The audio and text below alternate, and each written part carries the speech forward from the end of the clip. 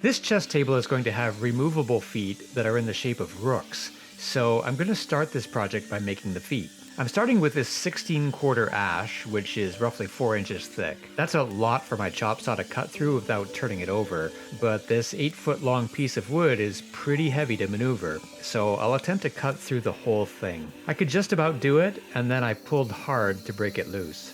Next, I'll use my bandsaw to cut these to be roughly 4 inches square. I need enough to make 4 feet that are about 6.5 inches long, so I'll need about 8 inches for each piece to be able to turn them on the lathe. Before heading to the lathe, I'll cut small grooves in the end to find the center and for the headstock to fit into.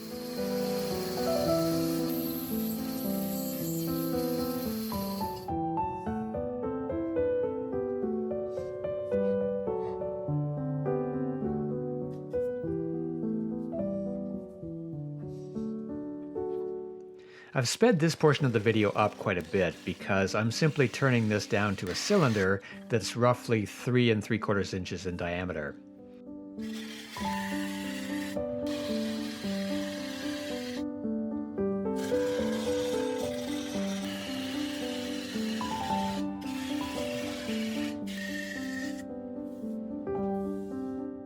And then I'll turn the center portion down further to create a tenon that can fit into my chuck.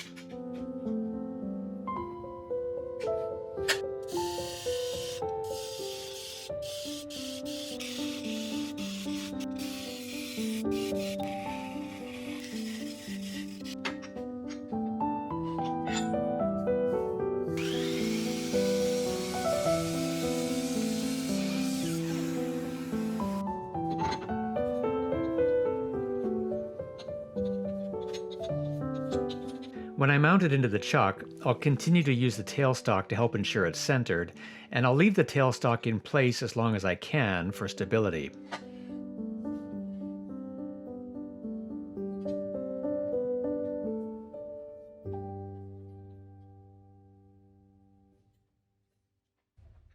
I drew out a rook based on a chess set that I have, and then I scaled all the dimensions so that I would end up with a rook that is about 6.5 inches tall.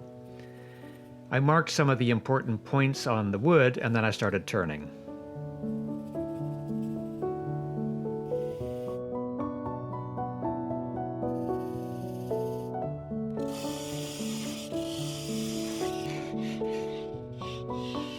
I used calipers to check the dimensions to come in at the right size.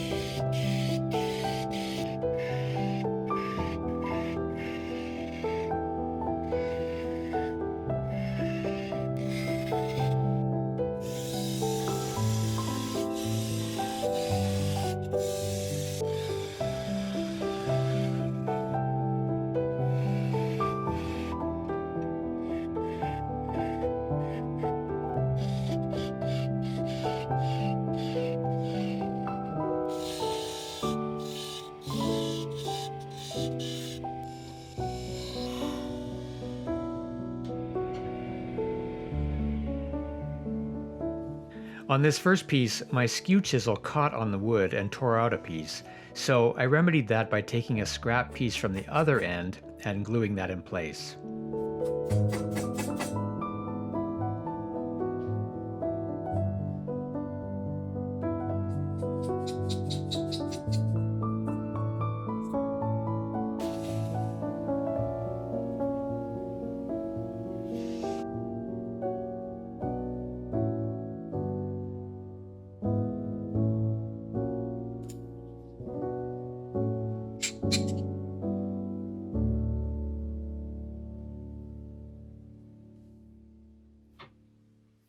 Then I cut off the excess and continued turning.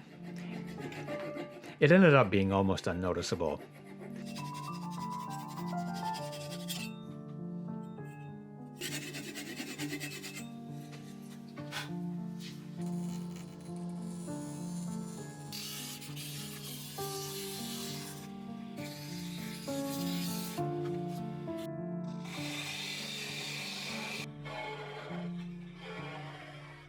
At this point, I need to cut off the end and remove the tailstock so that I can hollow out the top.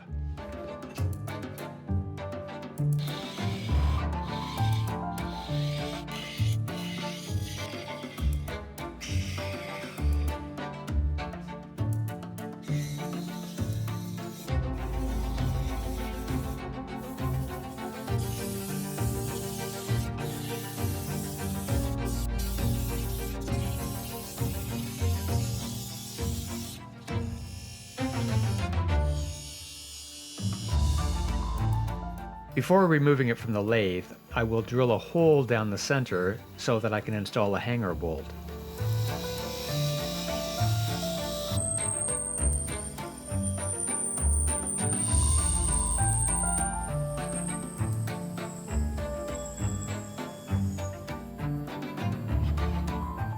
I'm not going to install it yet, but I'm just testing the fit.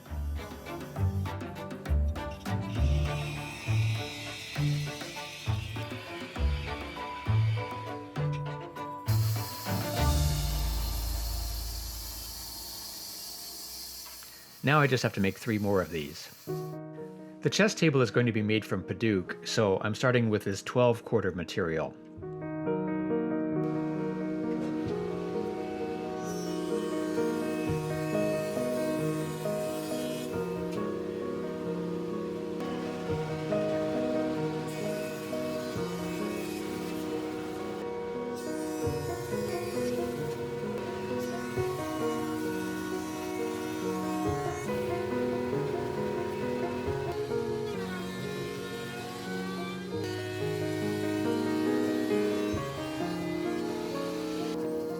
I'll resaw it to leave enough thickness for the table legs and the chessboard squares.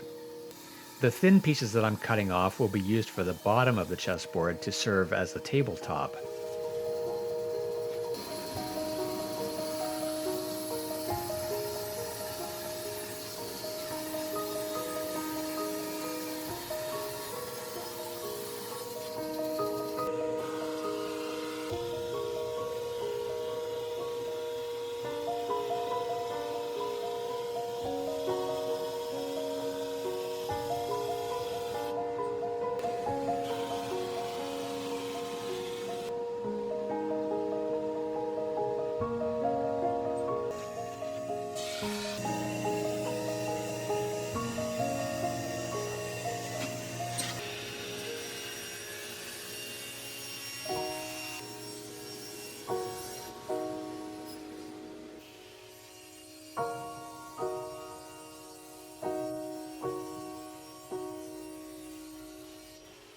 The table will be 30 inches high, but the table legs will sit on top of the 6-inch rooks, so after deducting the thickness of the chessboard, the legs need to be about 22 3/4 inches long.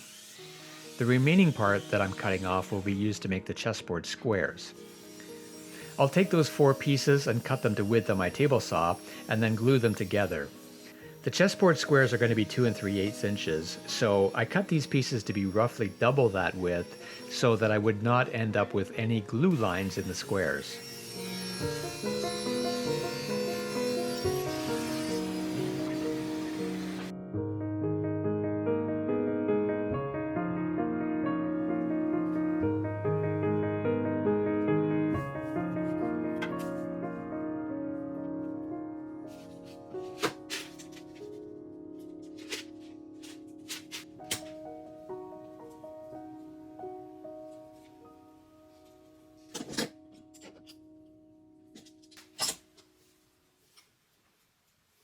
After the glue dried, I sanded this piece down to 2 3/8 inches thick.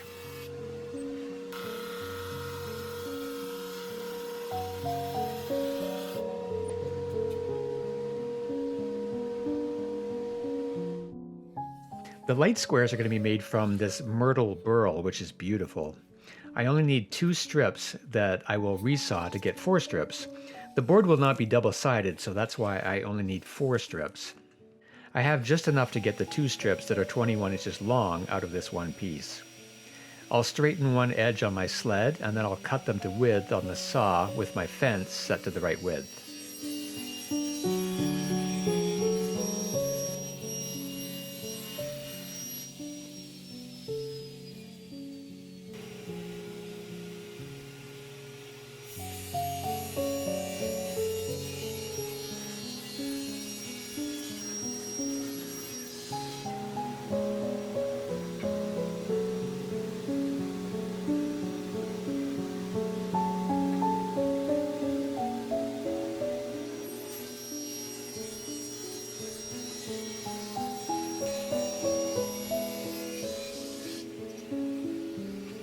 Now I'll resaw those pieces to get the 4 pieces that I need.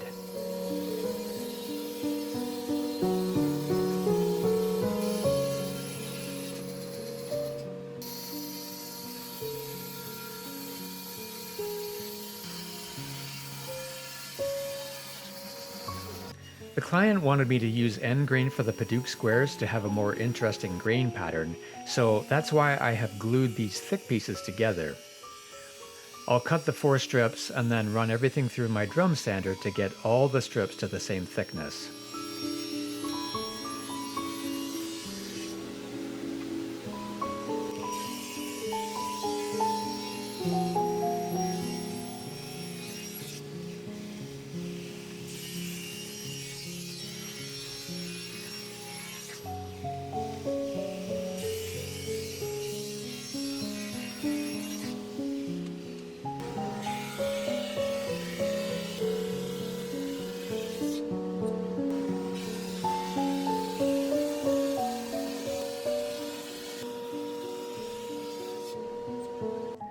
Then I'll do the first glue up and clamp everything using my clamping fixture that is perfect for this.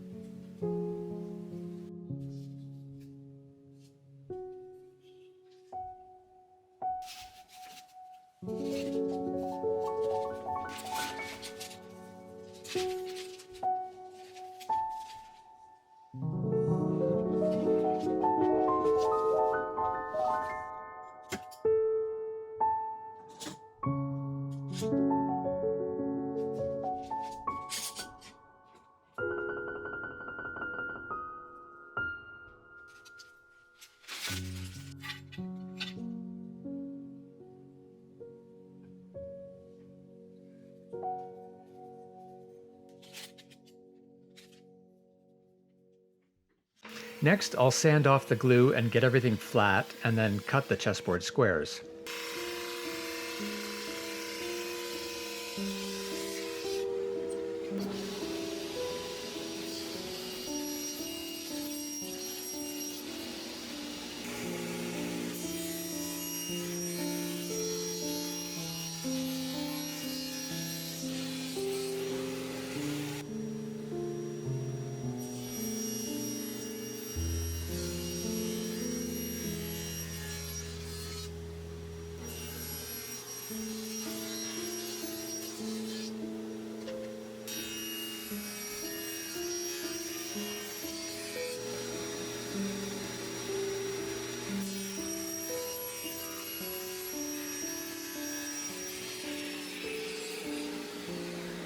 I'll use a 3/4 inch piece of plywood as the substrate, and then I'll glue the squares onto that.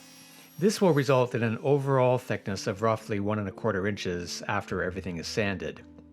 The plywood is 1 inch larger than the playing field to leave a 1/2 inch tongue around the perimeter that the frame will fit over.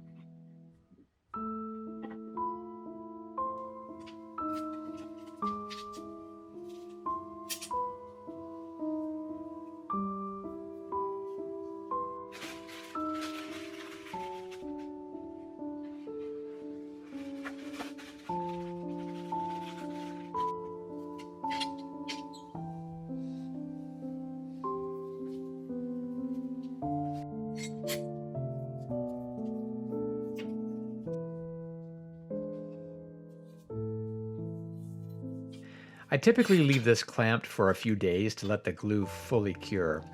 That helps to minimize warping that can happen if you unclamp it too early.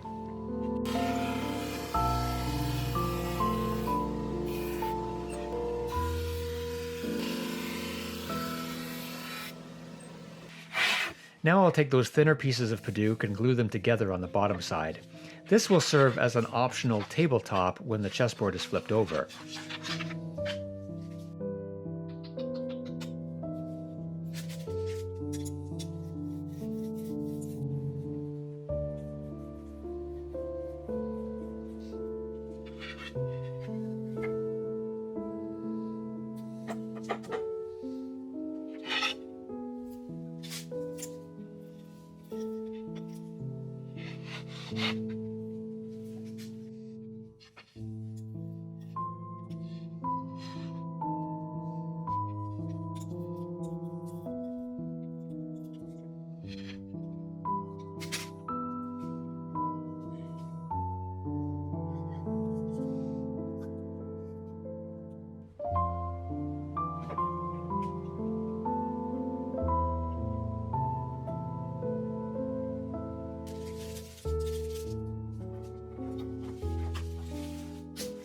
Putting plywood on top is important so that I can clamp around all the edges as well as in the center.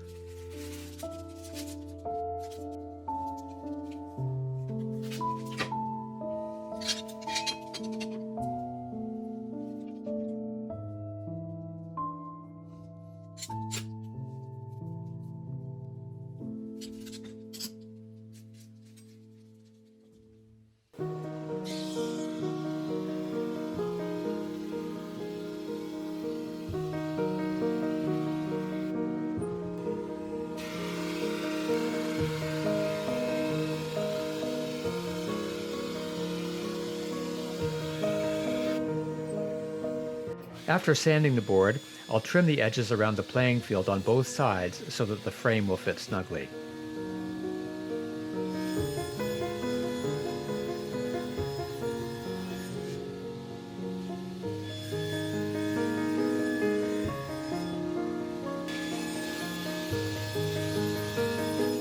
Speaking of the frame, I'm going to cut the frame for the board as well as the frame around the tabletop from this 12-foot long piece of Padauk.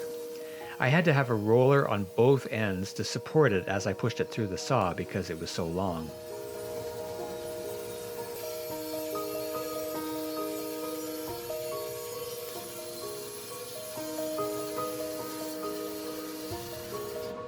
I'll cut the frame pieces to length, just a little over 26 inches long, and then the pieces that go around the perimeter of the table will be cut to a little more than 30 inches long.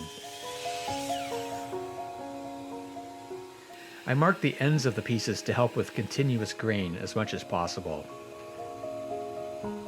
I'll joint the boards and then plane to thickness.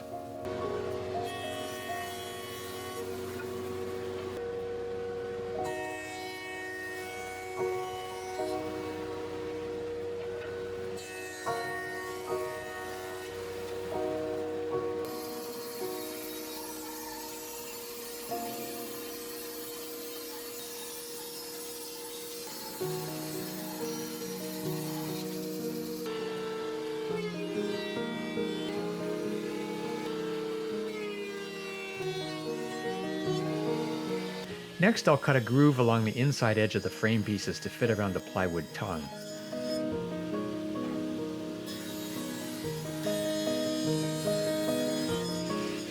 And I'll cut an 1/8 inch groove for a brass border to fit into.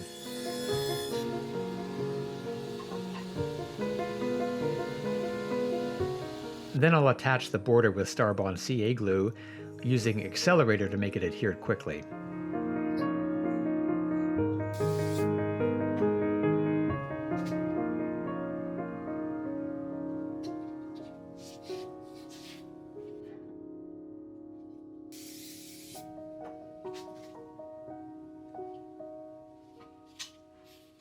The CA glue does not need much time to cure, but while it's doing that, I will start carving some cherry on the CNC. The client wanted to have latitude and longitude coordinates inlaid into the edge of the frame on each player side, so I'm starting by carving the male notation. While that's working, I will sand off the excess CA glue, always being careful not to get the brass too hot because that will cause the CA glue to release its bond.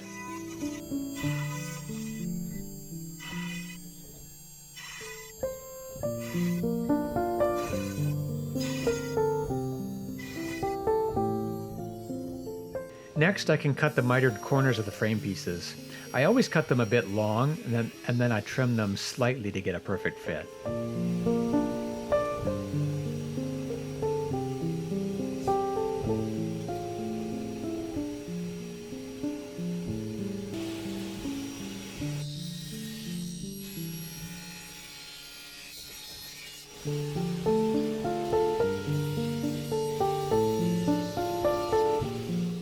Now I can carve the female portion of the notation into the two frame pieces.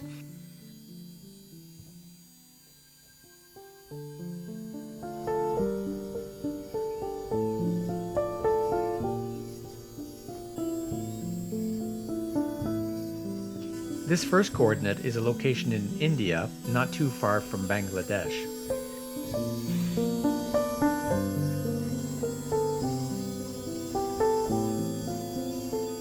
The other coordinates are in the US.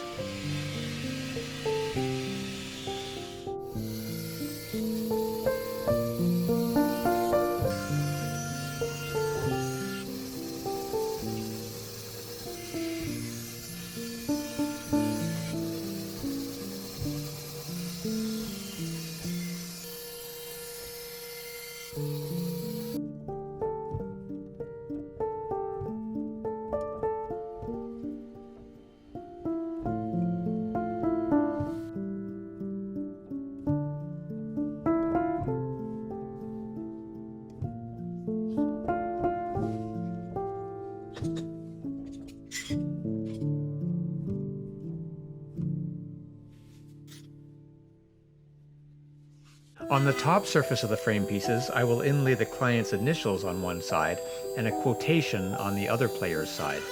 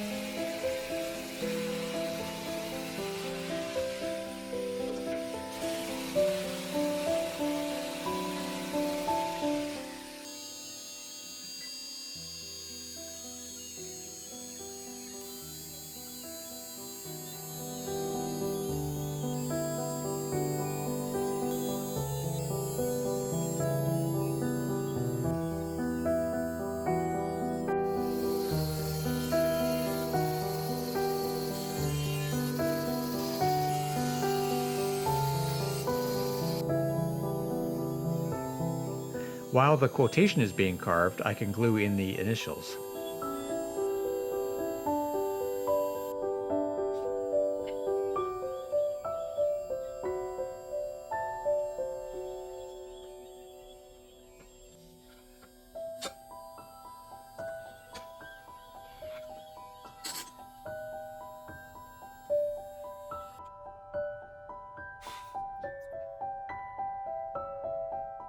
And then I'll follow that by gluing in the quotation.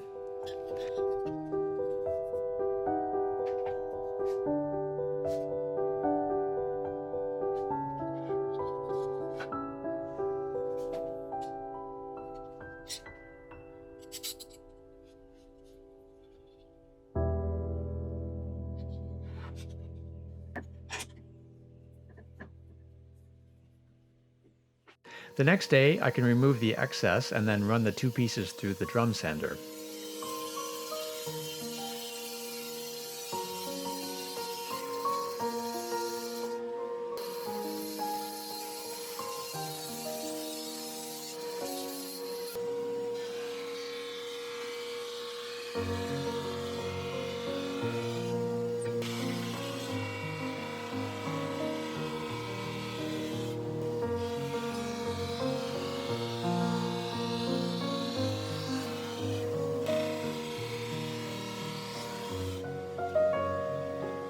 Now the chessboard is ready to glue together.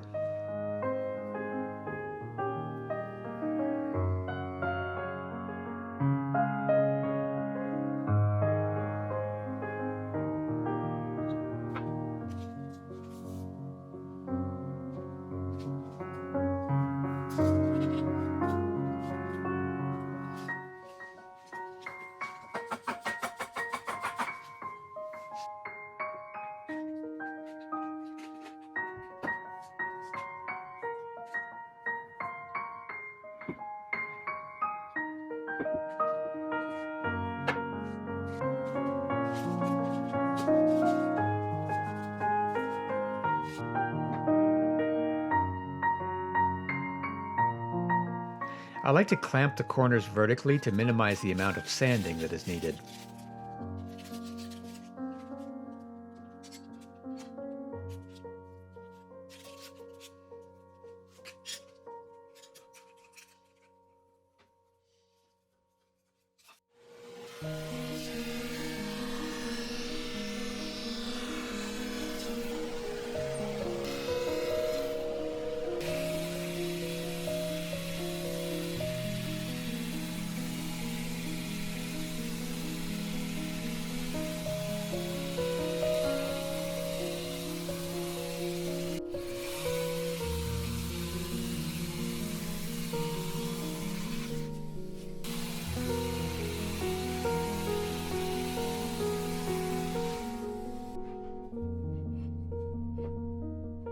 Now I'll cut the perimeter of the tabletop.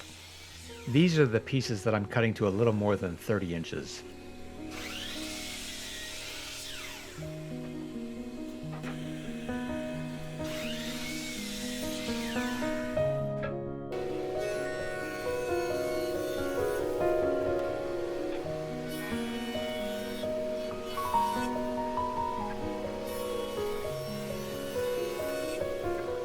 I'll roughly cut them to thickness and then plane them down to the exact thickness.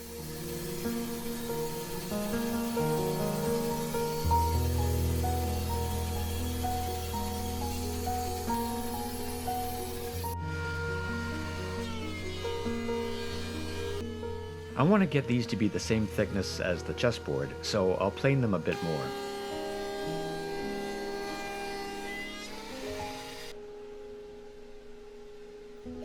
These pieces will be 2.5 inches wide. The chessboard is 25 inches square, so this will result in a total of 30 inches by 30 inches.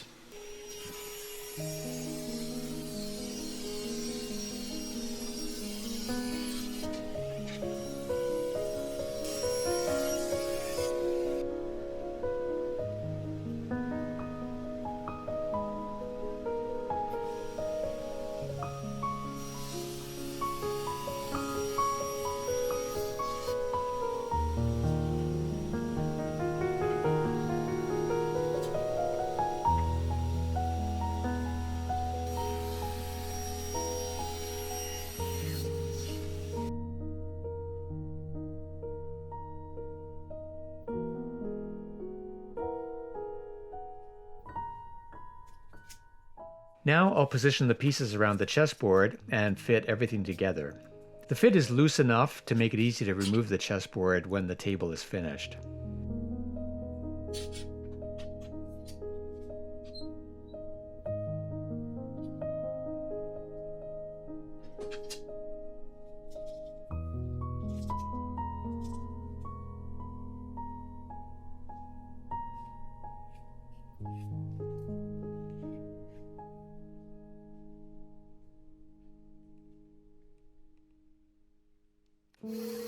Now I will start working on the legs.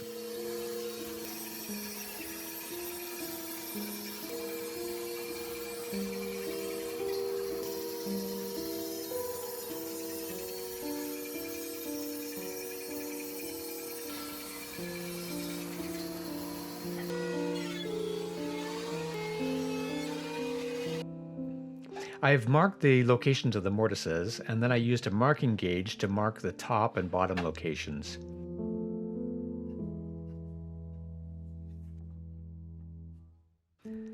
I used a white pen to make the marks easier to see.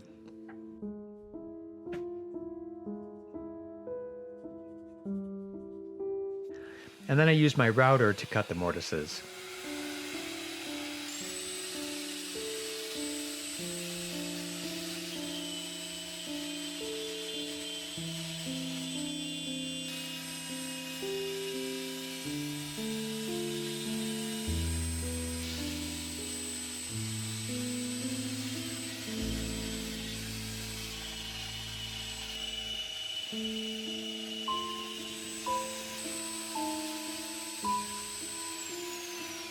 Next, I'm going to taper the legs. I've marked where the top of the taper will start, and then I mark the midpoint between the top of the taper and the bottom of the legs. Because I'm going to insert a hanger bolt into the bottom of each leg, I don't want the bottom end to be too narrow and cause the wood to split. So I've calculated that I need to remove 5/16 of an inch from each side on each of the two passes on the jointer. I'll mark 5/16 of an inch on a piece of plywood and then set my jointer to remove 5/16 of an inch.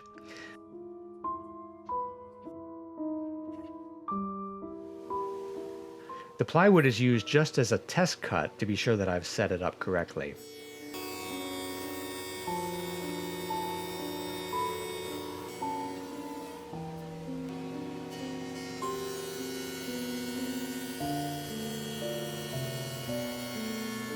Then I'll flatten the bottom and mark on the jointer fence the position where the plywood just touches the cutter head. Now I'll start tapering the legs. First, I'll start with the bottom end and cut only to the midpoint.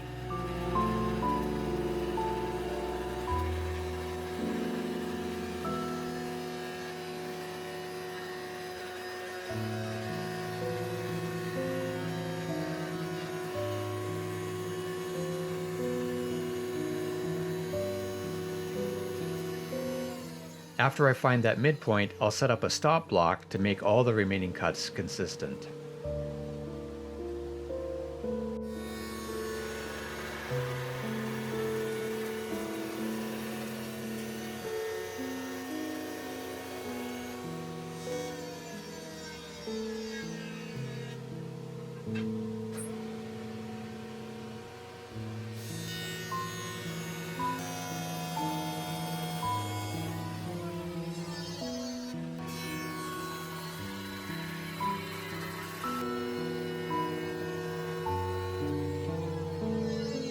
Then for the second pass, I'll turn the leg around and feed the top end in first, but with the bottom end pushed downward on the infeed table. This second pass will result in a perfect taper.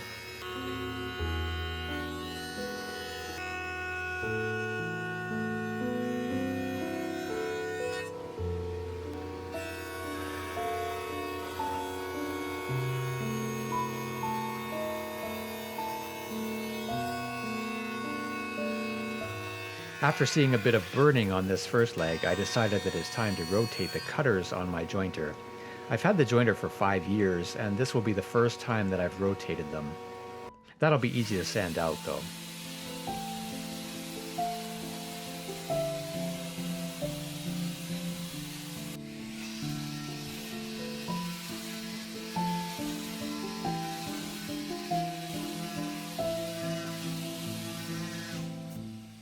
Next, I will start working on the pieces for the table aprons.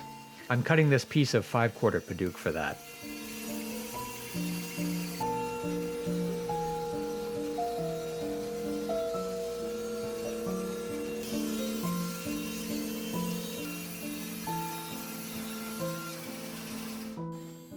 I'll cut all 4 pieces to be the same length.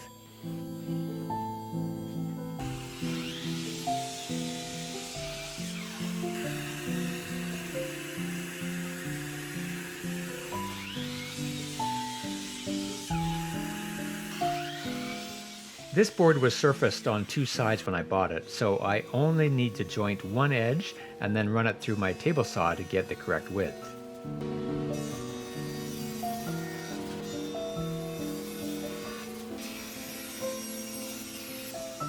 Before cutting, I need to mark 2 pieces for the player side aprons because I'm going to fit them with a drawer.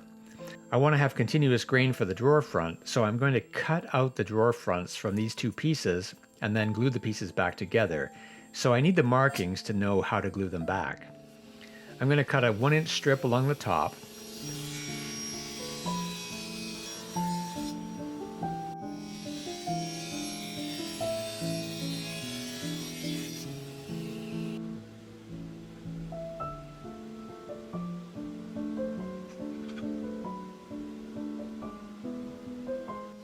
Next, I'll cut off 2 3/4 of an inch from each end.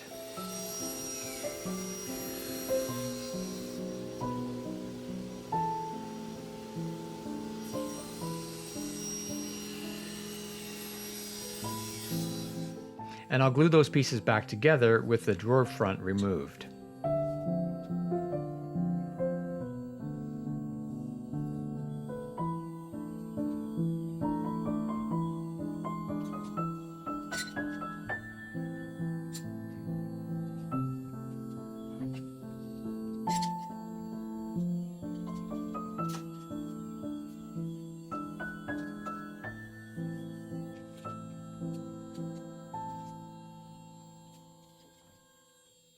Next, I'll sand everything flat and trim the ends to be flush.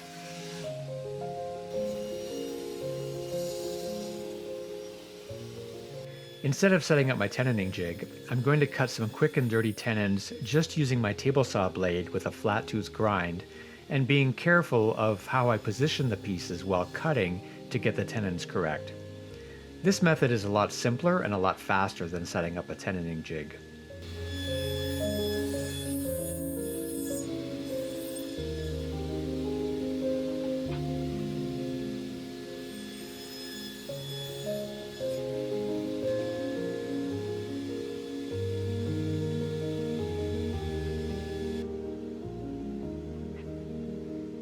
With the blade height set and the distance from the fence set to give a 1-inch long tenon, I can quickly cut all the tenons.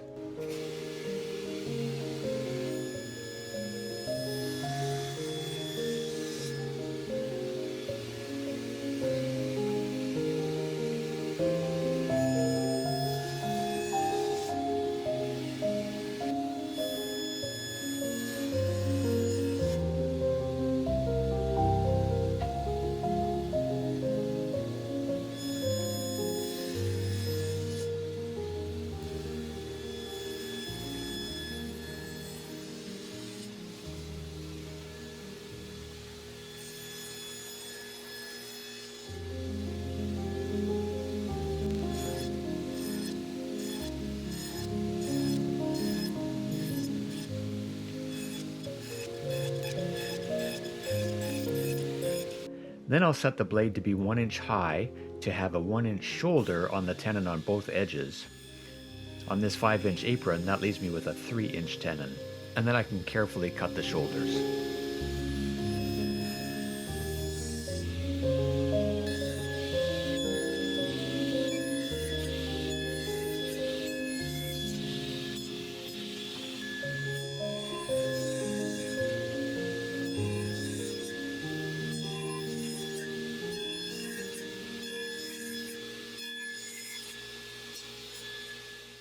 Next, I'll round over the tops and bottoms of the tenons with a rasp.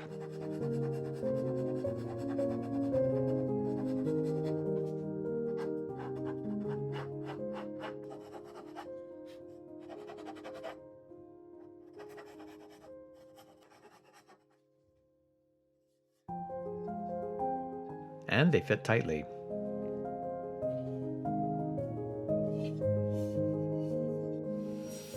Next, I'll cut the pieces for the 2 drawer boxes using this Padauk, and I'll use those thinner strips to glue onto the interior side of the table aprons.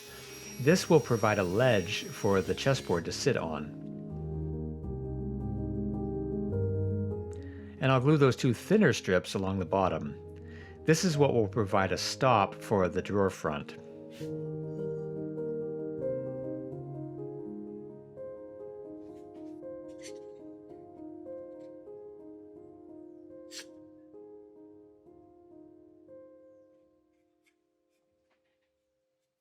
Now I'll cut the remaining pieces for the drawer boxes. This curly maple will be used for 3 of the drawer sides, with Padauk used for the front of the drawer box.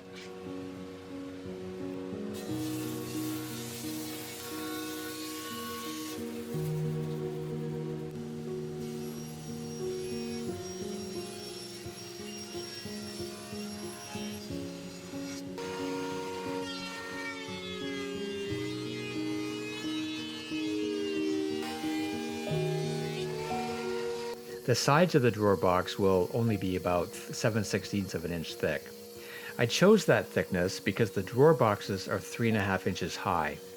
I'm going to use box joints, and I want to have 8 sections of the box joint, just like a chessboard that has 8 squares. 3.5 inches divided by 8 is 0.4375 inches, which is 7/16 of an inch. The math is definitely easier with metric. That will give me 8 perfectly squared box joints. I've set up my Incra box joint jig and my dado blade thickness to match the thickness of the wood.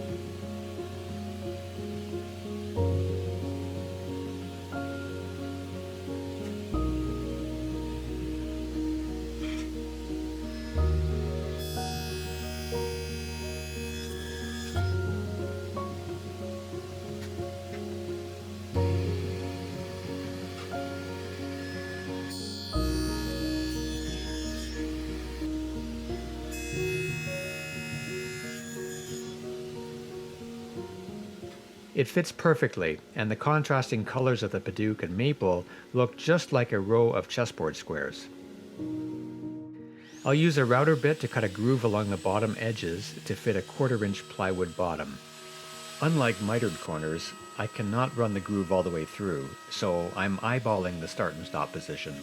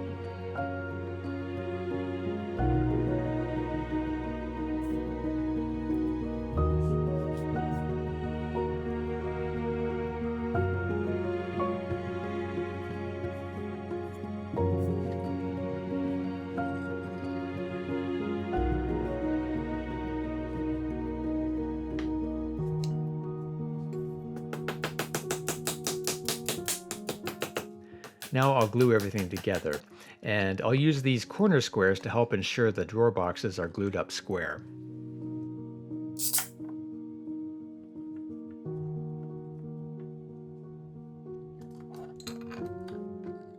The clamping would certainly be easier if I had 3 hands.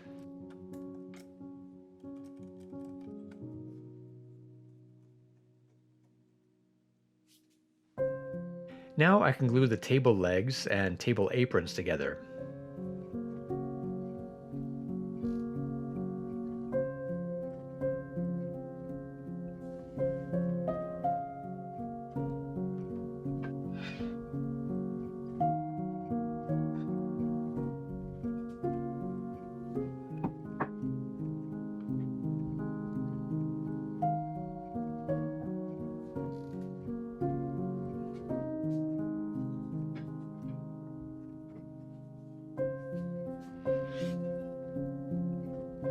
Everything fits tightly together, and the mortise and tenon joints will be really strong.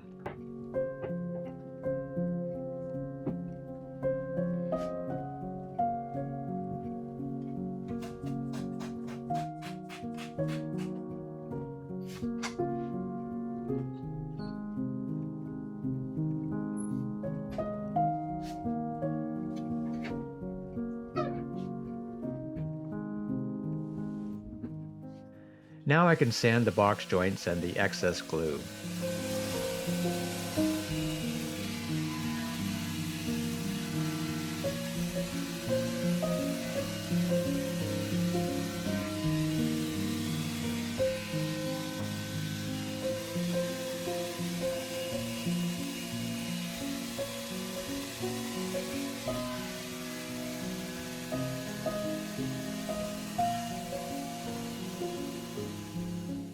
Now I'm going to use these remaining pieces of Padauk to cut some drawer runners and kickers.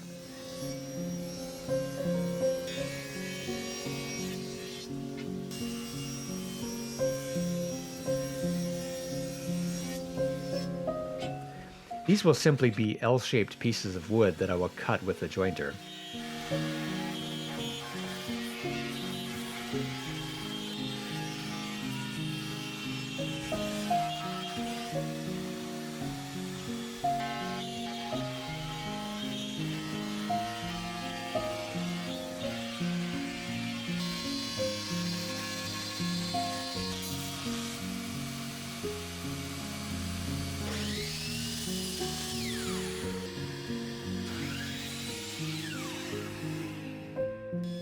For the runners, I will rabbet the ends and then I can glue them in place.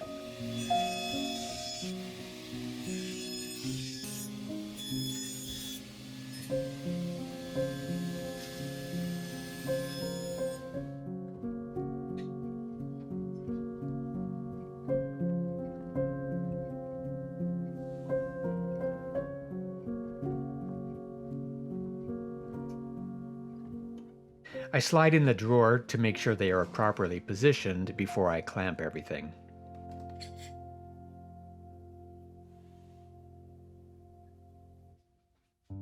You can see when I pull out the drawer that it tilts down. It's not too bad, but I can improve this by installing some kickers along the top. These are similar to drawer runners, but they go along the top to help prevent the drawer from tilting down when it's pulled out.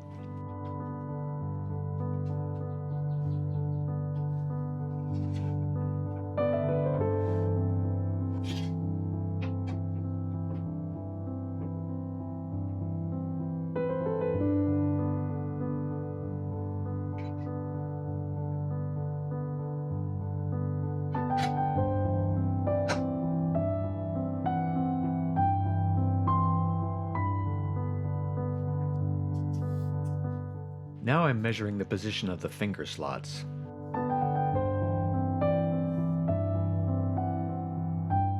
Now, with a 45-degree chamfer bit, I'm going to cut mitered finger slots along the two edges of the frame around the tabletop, and also along the two sides of the chessboard.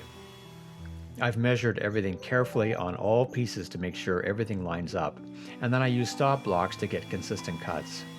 I did multiple passes with the router bit and raised the bit up each time.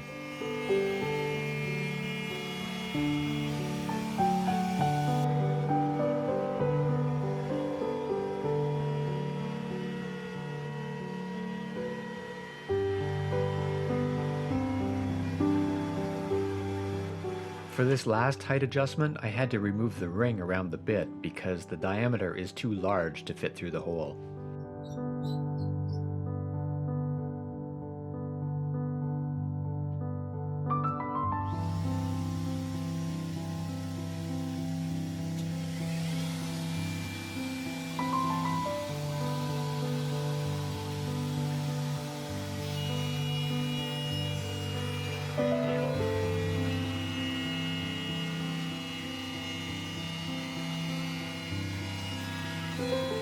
And now I will do the same with the chessboard after adjusting the stop block positions.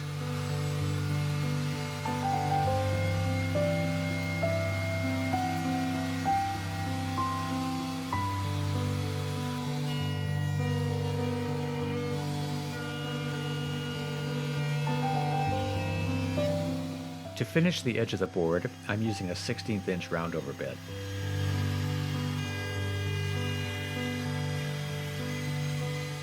I'm going to attach the frame around the tabletop with screws, so I'm going to use a Forstner bit to cut a recess for the screws to fit into. Otherwise, I'd need screws that are about 6 inches long. This way, I can use 3.5 inch screws. The Forstner bit was smoking, which means I probably need to get a new one. This one is almost 20 years old. And then I drilled a hole all the way through for the screw to fit through.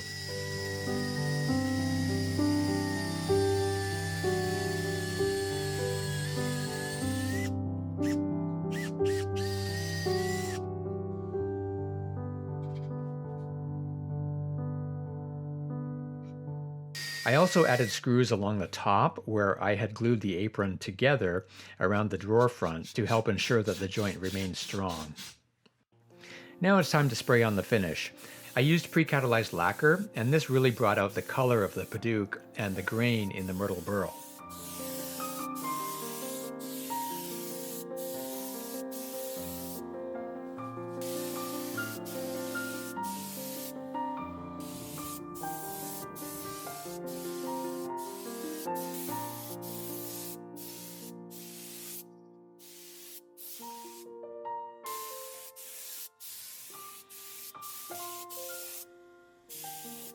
With the finish applied, I will screw on the frame and then take it back outside to spray on more finish.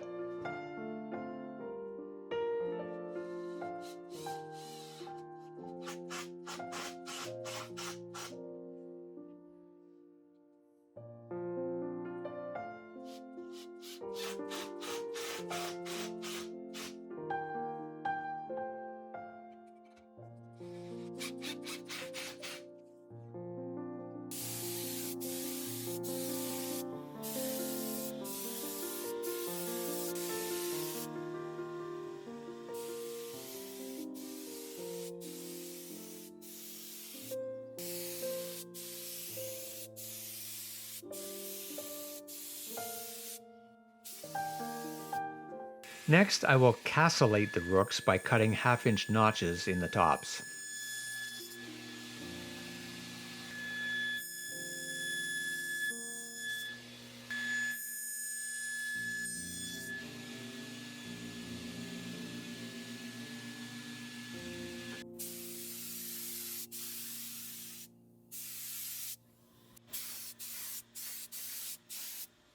Now it's time to attach the feet. I will screw in the 5/16 inch hanger bolts, and I do this with a jam nut. That's what you call it when you put two nuts together that lock together. This allows me to use a wrench to screw it in.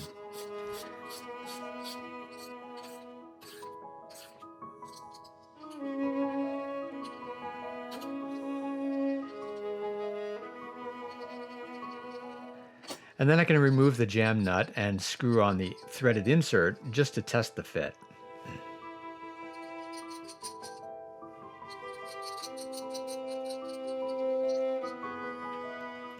Next, I will drill a hole in the bottom of each leg and insert a threaded insert.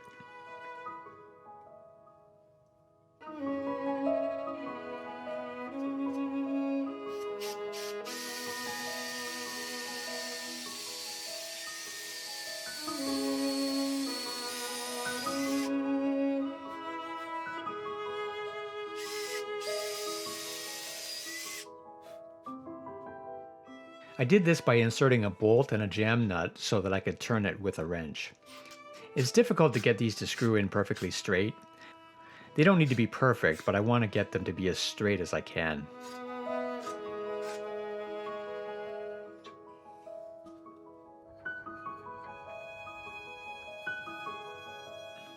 Then I will glue on a cork bottom on the feet.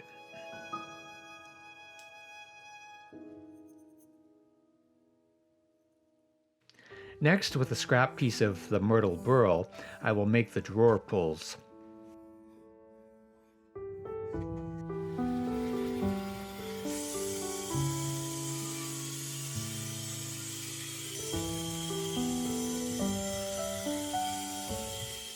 I cut them a little too large, so I'll cut them again to be smaller.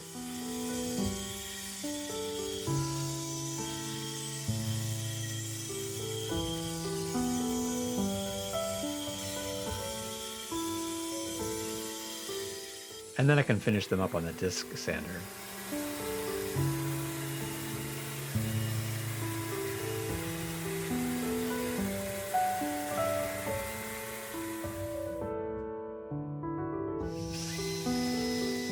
Next, I will drill 5/16 inch holes for the drawer front, and then I will position the drawer fronts by clamping them in place. This is easy to do with the tabletop removed.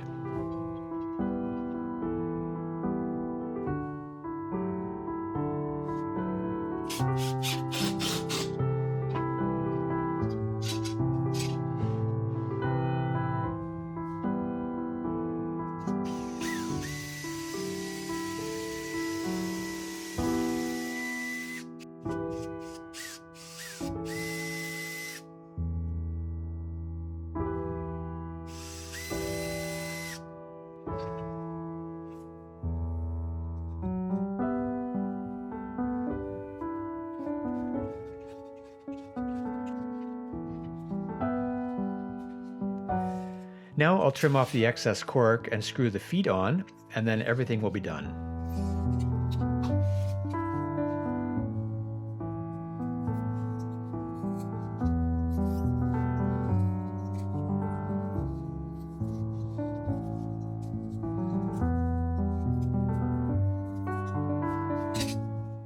I left the tabletop open.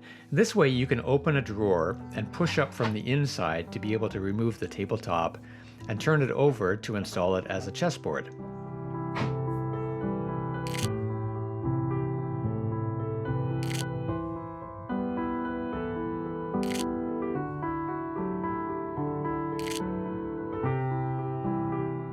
The rook feet were the client's idea, and I think they look really cool. The feet can be removed, and then it becomes a perfect end table height.